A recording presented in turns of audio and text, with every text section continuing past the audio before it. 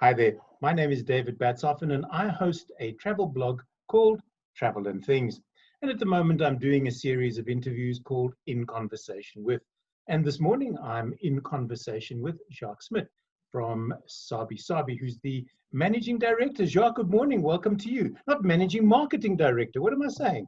I'm just giving you a Marketing Director, promotion. that's right. Yeah. No. Rod Wyndham is still our Managing Director. Well, at the moment, he's gardener and fireman and pool cleaner all at once, but he's still our Managing Director. Do you guys, when you phone him, you just say, sir, there seems to be a problem, not gardener. Have you fixed the roses yet? Shame that the guys have been working hard during this lockdown.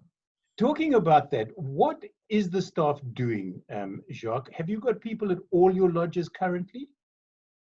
Yeah, David, what we did is we took a decision early March just to start, keeping an eye on the welfare of our staff. I think that is our biggest decision or factor in our decision making. It was also the time that even guests that were in the country were starting to feel uneasy around quarantines and lockdowns, and everybody wanted to get home. And we eventually closed our lodge on the 22nd of March, let all our staff go off home, and we kept a small crew behind, which is basically mainly lodge management. And the aim behind them staying behind was to maintain the property. I joke pools and lawnmowers, but literally it's gardening, it's keeping the pools clean. At the moment, the last 2 weeks, they've been spending quite a bit of time fixing water pumps and water pipes as the elephants are digging them up. But a lot of environmental management, conservation work, and of course, importantly, anti-poaching. So we've got a team out in the bush, making sure that the environment stays as pristine and natural as possible, as well as the lodges and the properties. And then on top of that, we also kept 4 safari guides behind just to continue every day going out and conducting a safari with no guests in the vehicle, but allowing us to enjoy the safari through their lenses on our social media platforms, but also just to keep that connection between wildlife and our presence, which has been something that we've spent a lot of focus on in the past 40 years. Have you, or not have you, are they, the guides, are they going out with trackers or just alone in the vehicle? Mainly just alone in the vehicle, but we all do love the bush. At the moment, anybody gets a gap, they're sitting up front in the tracker seat and they're enjoying the safari and joining the safari. But no, David, they're mainly going out on their own and just observing. And while they're doing this, they are also extra eyes and ears out in the bush. It just adds to the anti-poaching, the security that we're after. Now, I know that you're not at Earth Lodge at the moment, albeit the fact that there is an Earth Lodge image behind you. You did a major refurb at Earth Lodge, did you not, sort of the latter part of 2019?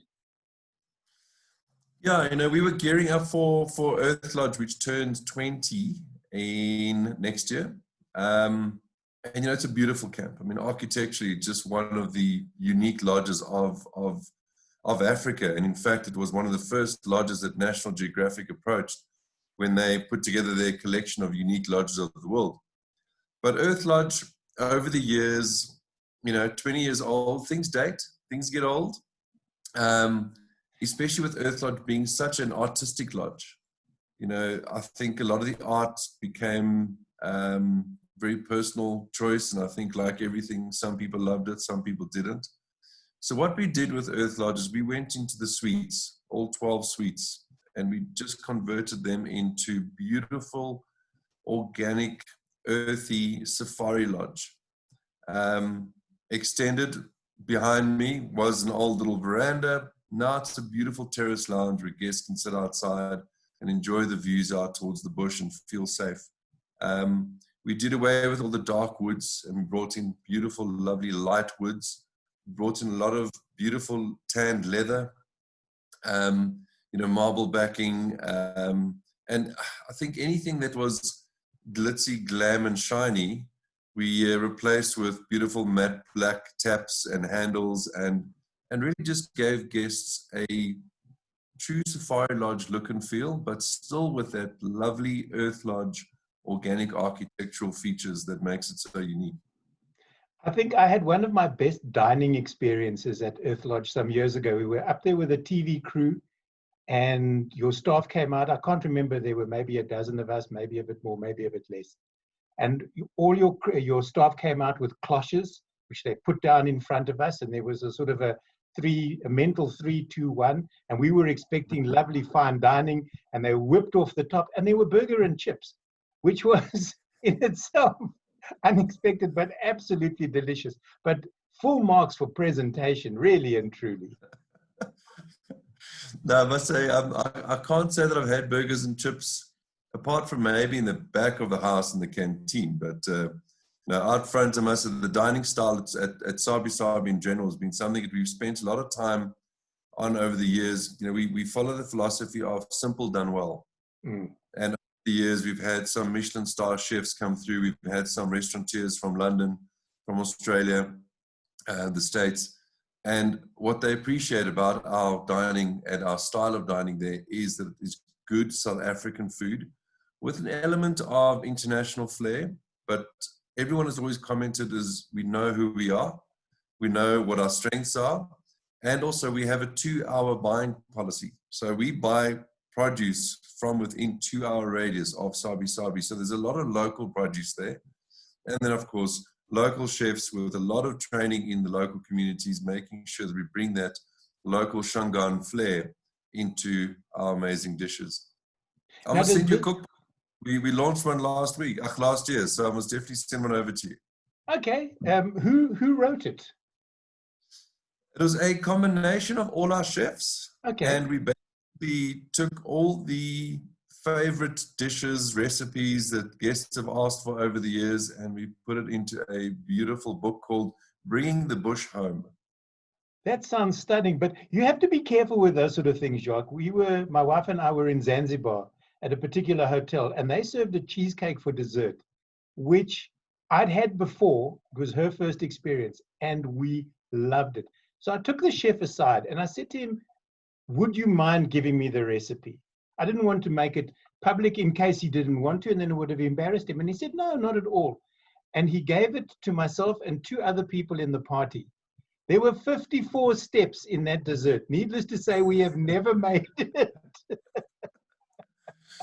No, we did choose recipes that would be easily recreated back home. The whole idea really is, you know, I love going on safari because I love the smells, I love the sounds, and I think taste can also take you back to a moment. Yeah. And we wanted to recreate stuff. I mean, like, you know, the Bush Lodge muesli, you know, Rod's grandmother's rusk recipe, and then some amazing ostrich fillets. Really things that are easily recreated back home. But you know, every chef, there's always some little secret ingredient, whether it be sprinkles or something that doesn't go, it's not going to taste the same. No, it never does. And it also depends who you ask, because sometimes people leave an element out on purpose so that you can't recreate it exactly. It'll be similar, but they'll just, as you say, there will just be an element missing. What I should have asked you right at the beginning of our little chat is, what is your history within the wildlife or conservation area? How did you get started? I grew up down in the Western Cape in a little country town called Elgin, and I was just exposed to the outdoors, hiking, mountain biking, you know, beautiful outdoor environment there. And then after failing to complete my studies in Stellenbosch, I joined my brother as a safari guide, and we basically spent the late 90s through till early 2000s guiding mostly in Zimbabwe, South Africa, a little bit in Botswana and Namibia. And then unfortunately Zimbabwe's tourism fell flat, and at that time I'd had a lot of Australian clients come through, and I had the opportunity of going overseas and working in Australia at an African wholesaler, basically selling Africa to Australians and Kiwis. And in that time, I met Sabi Sabi. And even while I was in Australia, Sabi Sabi was always my go-to private game reserve. I loved their ethics. I loved their genuine interest in the community and working with the community in promoting hospitality in a pristine wilderness environment. And when I decided to move back to South Africa in 2006, contacted Rod, who's still our MD today. And yeah, as they say, the rest is history. So I've been in the company now for 14 years. Well, it's almost time for a watch. Sadly, if 2020 was your year for a watch, it ain't going to happen. I've always wondered, when you do long service at a company, or if you retire, they always give you a watch or a clock when you retire, when you least need a timepiece because time becomes immaterial, and they give you one. No, every year we gather in the bush just before Christmas, before the Christmas peak period, and we have our staff get together. We're basically management become staff for the day, and all our staff, scullery guys, maintenance, waiters, you name it, they become guests for the day. And it's an amazing day where we have a lot of fun together. I mean, I've spent the last 3 years ending up in scullery. I don't know how that happens, but you do learn a lot of respect for, some of the smaller roles out in the bush. But yeah, we hand out the long service awards. And I've been there for 14 years. Rod's there 20 years this year. And we hand out awards to people who've been there 30 years. We've had someone been there for 35 years. Wow. And you're part of a much larger family of Sabi Sabi staff who've been there for many years. And I think it's testament to the environment that we offer and the environment that we operate in. It is very much a home in the bush. It is indeed. And having spent time at all of your camps, I can attest to that.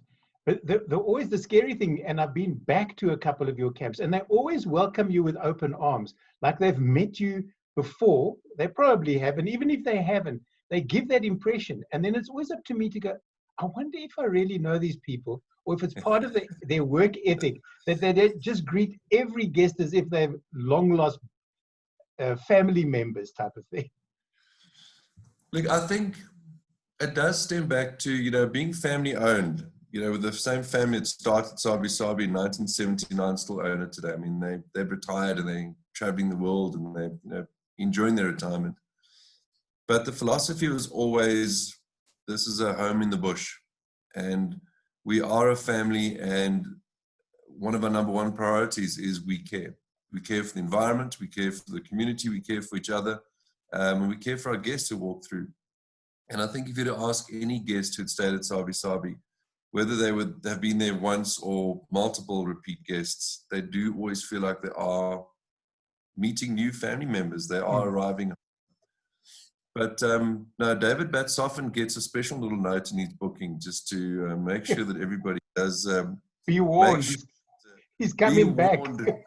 He's going to make you go on longer drives. He's going to want to get you that beautiful leopard picture. He's going to have. Speaking of which, there you go. One of my favorites. There we go. And one of the few. I don't have space to hang my pictures, unfortunately, in the house. So this is one of the few because my wife likes it. And she was actually with me when we took this. And I just like that little fella hiding away. It came out eventually, and Mom allowed it to wander towards us. But one of my all-time favorite leopard pictures. And leopards and Sabi Sabi, like this, fall out of the trees. They're so eager to get you to photograph them. But David, you mentioned something really, really important there, which I think a lot of people don't realize. You mentioned the mom allowed the youngster to walk towards us.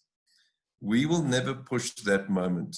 We will never want the youngster to move towards us without the mom's approval. Yeah. And I think the secret to us having such great wildlife sightings is we observe, we let animals make the decisions as to when they'd like to expose themselves to us or not. I mean, obviously that was out in the open, so that little cub would have been about a good 3 months old already. Yeah. Leading to that moment, that little cub would have been hidden. And we would know exactly where it's hidden, but we would never go there because the fear is we might spook it.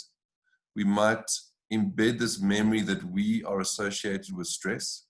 So we keep a distance and we let mom bring the cub out. We do the same with lions, wild dogs, any youngsters, any new animals, even some old guys who move into the area.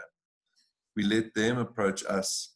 And that just allows them to just never associate our presence with stress. And that's why we can observe wildlife in a truly natural environment with beautiful natural behavior, and just allowing guests to soak it all in. Well, sort of piggybacking on what you said, the last time I was at one of your camps, we found a male leopard up a tree with a kill. And it was a little uneasy, but it didn't seem to be focused on us. We pulled into the sighting, wasn't a problem, but there was a low growl from him until we looked to our right, and lying quietly under a bush, just dozing, was another male leopard. Another male leopard. Wow. We hadn't even noticed. Just having a nap, maybe waiting for the fellow up the tree to come down, and wander off to go and get some water, and then he may have popped up. But they weren't vocalizing at each other. But it was so interesting that both of them were that relaxed with us between them, and they were relatively relaxed with each other. Yeah. No, it takes years to get there. And it's one thing that we still stress our new guides on is safari etiquette. Part of our training is respecting wildlife, reading body language, avoiding the situation before it happens, making sure that wildlife are never in any way stressed under our presence because of our presence. Your favorite sighting of all time? Or maybe not of all time, because of all time means that you're never going to have another sighting again. Funny enough, I was asked this not so long ago, and I think I came up with 3 experiences. I'm a keen birder, so for me, I love going out looking for birds, and you can go out and look for Powell's fishing owl or some unique bird out in the reserve, and because you've slowed the pace down and your senses are a little bit more alerted by listening to calls, you bump into some amazing experiences and sightings along the way. I think 2 stand out for me. One was I was hosting a client from the UK, and they'd been all over the place. And when they all travel all over the place, you feel slightly under pressure that you need to deliver some amazing sighting. And as you left Little Bush Camp, we found this beautiful herd of must have been about 80 elephant. And we eventually spent 2 hours just in this herd, literally moving with them, switching the engine off, letting them come close, letting them leave, move on, and just watching the family dynamics, which is always great. But to actually sit and watch it with someone who's experienced in safaris also, and just absorb it, and I think it's not always about jumping from sighting to sighting. It's actually just sitting there and just absorbing it. And the other one that stands out for me is we'd spent a long afternoon out on safari, found a beautiful leopard just before we were about to head back to camp. Sat to this leopard for a long time. Regardless, we got back to camp. The chef wasn't too happy because we were about an hour and a half late for dinner. And we eventually sat at Earth Lodge in that lovely little outdoor lounge area, which has got beautiful skylights above us. And as we were having dinner, this typical low-felt thunderstorm moved in. And it wasn't a sighting, but it was an experience in the bush. And we sat there and we had dinner with this open view out towards the bush with lightning show all around us. Yeah. And literally, obviously, a bottle of beautiful red wine comes out, and we sat there and the 3 of us, we just basically sat and enjoyed this beautiful lightning show out on the horizon. And those are the things that stand out to me. It's the experiences in the bush. And also, I love any experience with wildlife in the lodge environment, whether it be a pack of wild dog running through reception out towards the other side, or a leopard slowly waltzing down, dropping down into the water feature and having a drink, or elephants just annoyingly blocking entrance to the suites because they know they can. Those Yeah, when you've got something that large standing in your way, you just stay wherever you are. So you'll have another cup of tea and a rusk waiting to go. Your room is not all that important. Absolutely. You get people arriving, you say, look, you mind, your room's ready, but we're just going to hang tight until we take you through. And then they all, I've just traveled 2 hours to get here. I need to get to my room right now. Okay, well, let me go and show you what's blocking your access. The one thing that always stands out for me with your camps is the fact that they are not only family friendly, but they are child friendly as well. Yeah, like over the years, again, too, we've identified that Bush Lodge in particular is best suited for families and children of all ages. Little Bush Camp, Salati, and Earth Lodge, they are more private, and I think they do attract people that are looking for a bit more tranquility, not as busy environment. So there we don't do kids under the age of 12 unless you take the camp exclusively. And funny enough, now post-lockdown, we're getting a lot of inquiries, or families taking the entire camp exclusively. Jacques, if I may stop you there, you think that after lockdown, the one thing they do want to do is not be with a family for the longest time, not go into the bush and then be locked down again with the same family members. I think that'll come. I think immediately post-lockdown, still now level 2, level 1, the moment we're allowed to operate, I think we're going to get people traveling in bubbles where they feel safe and secure with people that they know. And then our aim is to offer them this safe and secure bubble where they can actually continue that and basically create a home away from home. But getting back to the families, Bush Lodge, it's got 22 suites, 2 beautiful 2-bedroom family villas. It's got a lovely deluxe suite, and staff are all over the place in the sense of, you just look around and there'll be someone with a big smile waiting to assist you. And that lends itself well to having families come on safari, where me being a parent too, it's great when you can go to a place where your kids are having fun. They are being looked after in a way, in the sense of they're not wandering around on their own, but also they're learning something at the same time. So what we did at Bush Lodge is we built the Ellie Fun Center, lovely old Transvaal style classroom with this lovely wraparound stoep. And inside the center is arts and crafts. There's no technology. It's good old-fashioned arts and crafts, play, learn about the bush, learn about conservation, learn about your responsibility as a family in taking the conservation and recycling message back home again. But importantly, outside is a zip line, a fufi slide, a big maze, a climbing wall, jungle gyms. Again, stuff where kids can go and burn energy and have fun and play. There are staff there that are trained to look after the kids of all ages there. They run activities throughout the day. And in the beginning, people used to come through, drop their kids off, and then go have a spa treatment or go for a walk. But I'm noticing in the last 2 years, families are coming and parents are joining their kids at the Ellie Fun Center.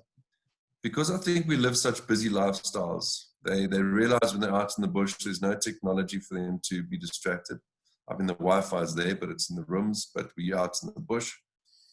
Suddenly you've got parents learning things at the same time for the first time. You've got corporates, playing a game of rounders with their kids out in the yard area, doing the photographic treasure hunt with their kids, just learning stuff together. And I think the bond that happens out there is that's a typical priceless moment. People leave there having rediscovered each other. But now I have to take a moment here, Jacques, and warn viewers who are watching this, that if you go to Bush Lodge, pace yourself when it comes to food. I will talk straight into the camera. Pace yourself when it comes to food, because you will be fed every 37 seconds while you are there. And not nasty fast food that you could buy on the side of the road. No, beautifully prepared food. food prepared with love and care, so much so that you feel almost beholden to eat it. End of warning. End of warning. Now, I'm going to counter warn. Actually, I'm going to give advice. You can say no. No, you can't say no, Jacques. Everything. No is not an option. No, but you know what, David? What we did beginning last year, just with this boom in dining being such a huge part of the safari experience, and we were fortunate enough to partner with a restaurant in London called High Timber, which is probably one of the best South African sellers in the UK, and they offer good South African food right there on the Thames. So our chef goes and spends time in their kitchen every now and then. Their chef comes and spends time in our kitchens, and we share ideas and we share styles. Now, of course, we spoke earlier about Earth Lodge being this beautiful, architectural, artistic lodge with a slight hint of fine dining. Bush Lodge is that good old-fashioned sit around the fire, and there is, as you say, there's food everywhere. But what we did last year is we structured 3 outdoor kitchens because we want people to be part of the final preparation of those meals. So at dinner time, the chefs and all their teams bring out the prep, and they complete the prep in front of guests.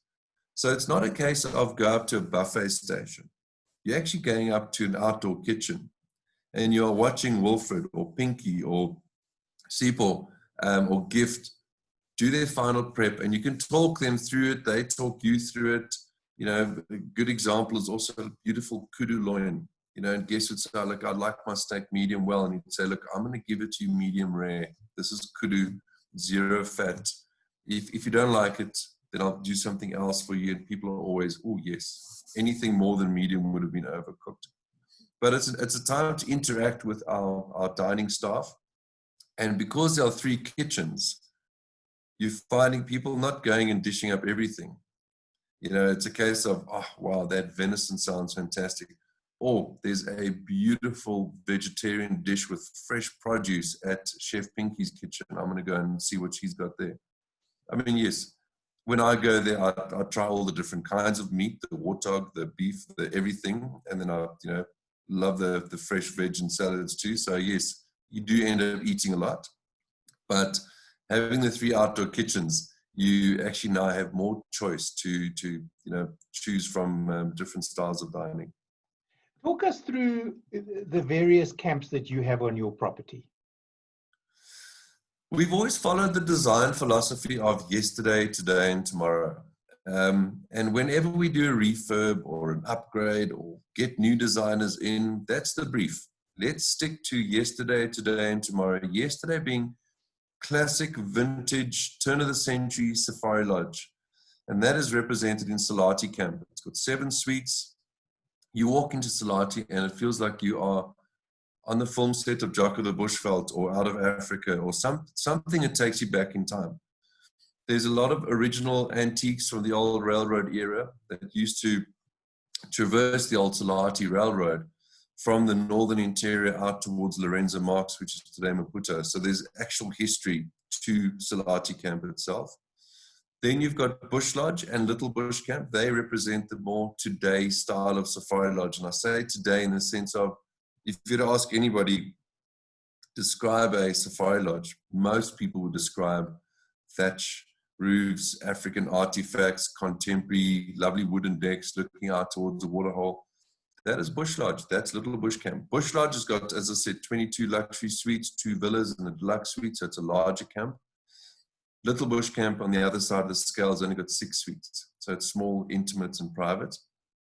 Both those 2 camps represent Africa as a continent in all its art.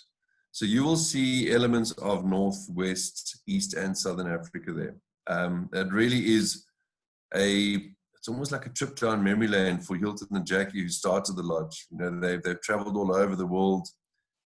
Obviously love Africa as a continent. Jackie herself is a designer and artist herself, so she's drawn inspiration from throughout the continent, and we've basically celebrated that at Bush Lodge. And then you've got Earth Lodge, which we touched on. We started with it tomorrow, not when we started with our chat. But it is the tomorrow because it represents the way we see hospitality and safari tourism going forward. It's not futuristic. It's not something out of, someone's science fiction book. This is the way we see tourism heading forward, in the sense of minimum impact, clever architecture to incorporate the elements of the earth around you, and making use of everything in that area to actually build this lodge.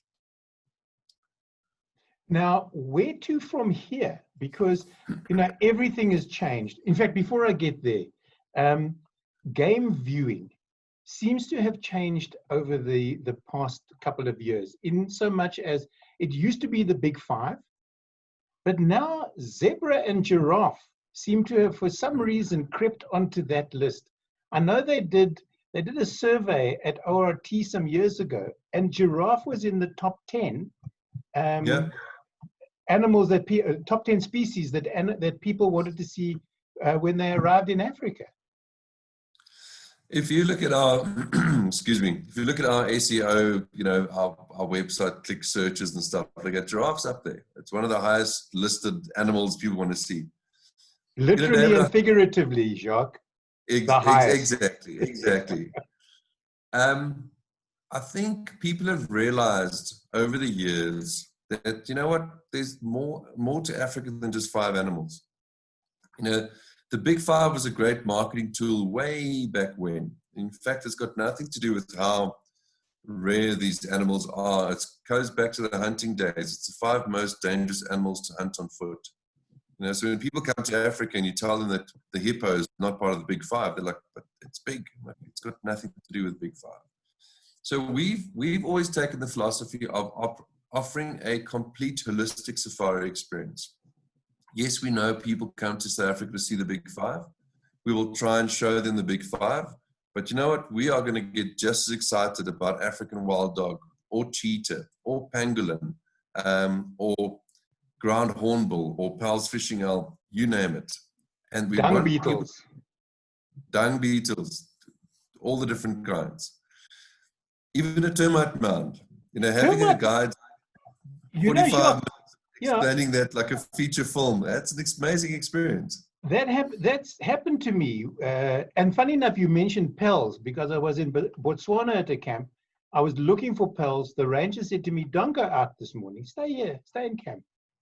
And in the staff quarters was a pearls fishing owl nest with chicks. We sat and we watched the bird, and then he said, come, we're going to go out on a walk. And he did exactly what you've just said. Sat me down in front of a termite mound for 40 minutes and lectured me. No, lectured is the wrong word. Told me stories about termites. Yeah. And then we had to leave because Ellie's walked in. I think they'd heard about the talk, and they wanted to come and see for themselves. but they are David, fascinating. But that's exactly it. So I understand people come here with expectation. Great, we're going to try and deliver, and we're going to try and satisfy that expectation. But I want people to leave understanding there's so much more to Africa.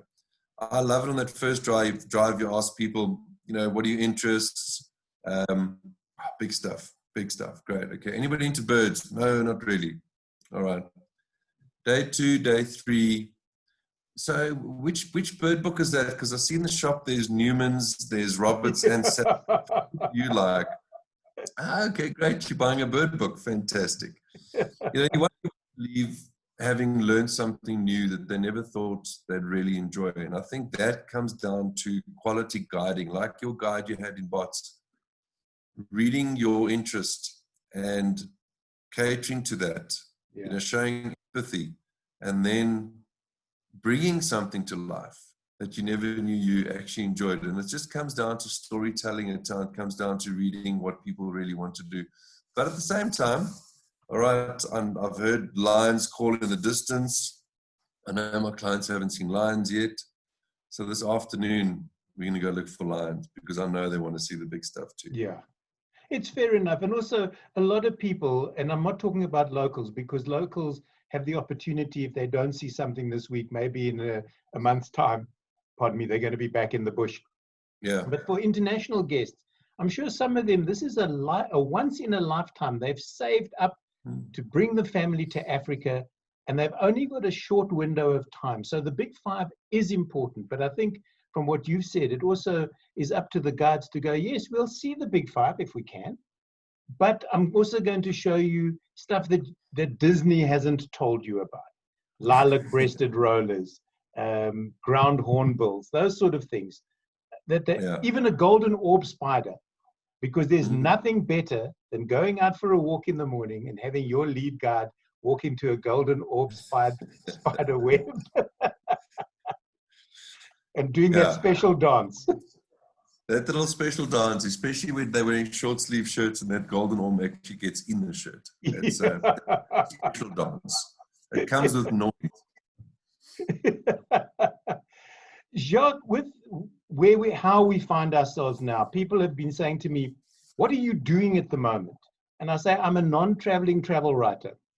It's not easy, but hence me doing these in conversations with, so I can sort of keep myself in touch with the people in the bush and give them a platform to talk to an audience that hopefully will remember them when all of this madness is over and they need to make a booking or come to Yeah. Africa. So have you changed your strategy, marketing strategy going forward, or are you just going to sort of ramp up your current strategy and take that forward into 21 and 22? No, David, you have to keep changing. And COVID-19 or not, I think you always need to keep adapting. I think the important thing is we know who we are, we know what we have to offer. Our ethics are all about preservation, conservation, and obviously growing with the community that basically calls Sabi Sabi home too. We also proudly South African owned. We've always been proudly South African, and we've never excluded our South African guests from experiencing Sabi Sabi. So, yes, the ratio is going to shift in the short-term, future, where we're probably going to get more South Africans come through versus internationals. But we've always been available to South Africans to come through. So we'll just obviously at the moment make sure people are aware of how they can get hold of us and where they can find, our local rates. And then I think going forward, for us, the main thing is just being flexible. As I said, we have a team out in the bush doing what we know we do best, sticking to what makes us unique, and we'll be ready to open at a drop of a hat. And when people do come through post-COVID-19, we will be operating a more sensitive environment to people's opinions on COVID-19. So it will be a safe environment. There will be, our health and safety operations document has gone from a 30-pager to a 70-pager, so that people can feel that they are in a safe environment. And not just from a local point of view. South Africa in general is doing a phenomenal job in making South Africa a safe environment post-COVID-19. So we really want the message to get out there that once international travel is once again, allowed into the country, South Africa is ready. I mean, we are ready. I mean, there's been a lot of work put into place with the protocol as to how we can operate. And that's it. We're waiting. We've trialed it. We're ready for guests to come through. From a marketing point of view, from day one, the moment we locked down, we wanted to keep inspiring people to travel to the bush. We wanted to keep people dreaming about that once-in-a-lifetime trip to the bush. And we'll continue doing that because that is what sparks people's interest in going out on safari. It's also a way to show people what you as a guest could come and experience on a daily basis. Our picks aren't all Nat Geo Discovery Channel quality, but we're going to put you there. We're going to show you what can be seen. I think that, shows people that, hey, I can even take that picture. I can actually get there. I can almost smell that herd of elephant around the vehicle. So we'll continue to do that. And then I think just be very sensitive to people's opinions around COVID-19 and the readiness to travel. And like the rest of the world, we'll wait for the next step where we can hopefully live with this, but with medication that can actually, let people live with a little bit more freedom. I so want to say that if you look behind you, there is a herd of elephant walking right to left. To see if you would turn around, but I know you know where you're sitting. I did a radio interview for an Australian radio channel, and literally midway, and I was at Earth Lodge, I was sitting in my room, midway through talking about family travel, a rhino literally walked from left to right in that view behind you right now. It was crazy. But yeah, that happens there, not on the green screen. Not in the green screen. Well, you never know. If it was a proper green screen, there would have been elephants, trust me. If people want to get hold of you, not you, but if they want to get hold of reservations for Sabi Sabi, how do they do it? Have a look at our website, www.sabisabi.com. That is SABI. Or you can email res, R-E-S, at sabisabi.com directly. And one of our concierge or travel consultants will get in touch. Great stuff. My guest today in conversation with has been Jacques Smit, who's the marketing director of Sabi Sabi. Jacques, thank you so much for taking time out to chat to me and the viewers. Great catching up with you again, David. And please come visit us back out in the bush again.